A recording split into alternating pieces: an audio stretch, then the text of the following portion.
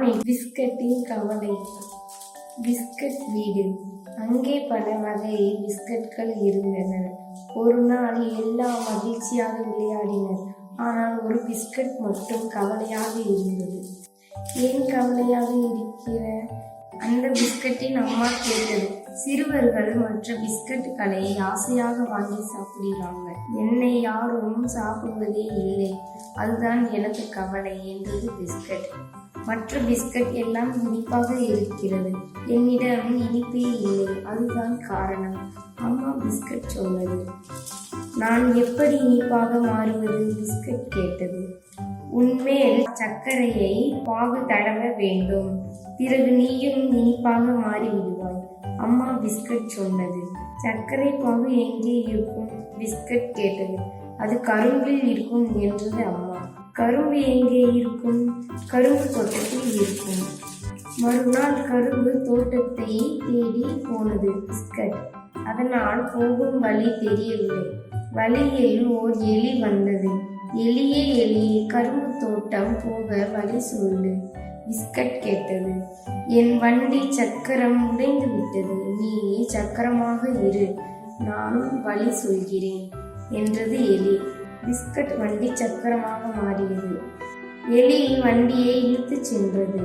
எலி ஊர் போய் சேர்ந்தது. ரொம்ப நன்றி. இதோ வழியில் போ.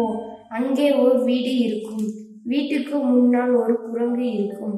அது வழி சொல்லும். எலி சொன்னது.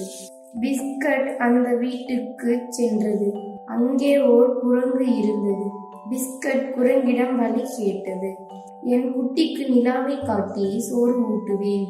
இப்போது பகலில் நிலா இல்லை. நீ நிலா போல் நீள். நான் வழி சொல்கிறேன் என்றது அம்மா குரங்கு. பிஸ்கட் வீட்டு கூரையின் மேல் ஏறியது. நிலா போல் நின்றது. குட்டி குரங்கு அதை பார்த்து சோறு தின்றது. ரொம்ப நன்றி. தூரத்தில் ஒரு காடு. அங்கே ஒரு குட்டி யானை இருக்கும். அதனிடம் கேள், அது வழி சொல்லும் என்றது அம்மா குரங்கு. பிஸ்கட் காட்டுக்கு சென்றது. குட்டி யானையிடம் வழி கேட்டது. யானைக்கு பொட்டு வைக்க ஆசை.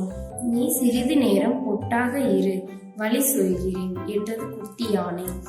உடனே பிஸ்கட் யானை மீது ஏறியது.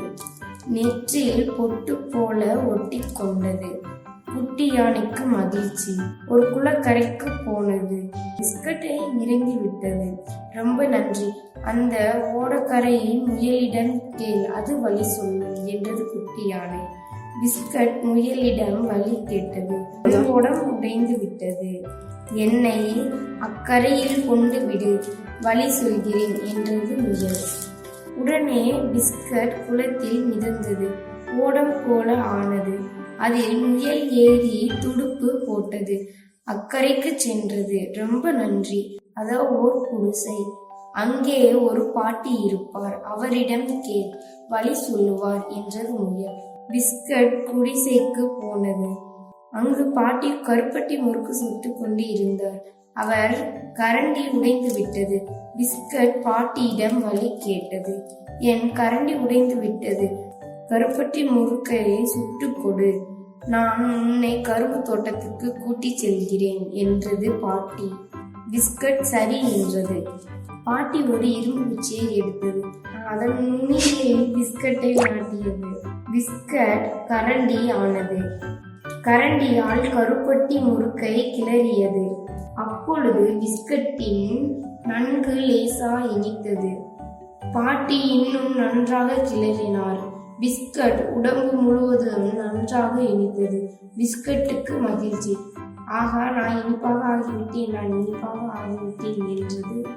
சட்டிக்கு உள்ளே ஆட்டம் போட்டது.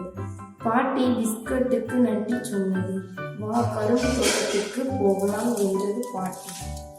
வேண்டாம், நான் இனிப்பாக விட்டேன் என்றது பிஸ்கட். மகிழ்ச்சியோடு வீட்டுக்கு ஓடியது.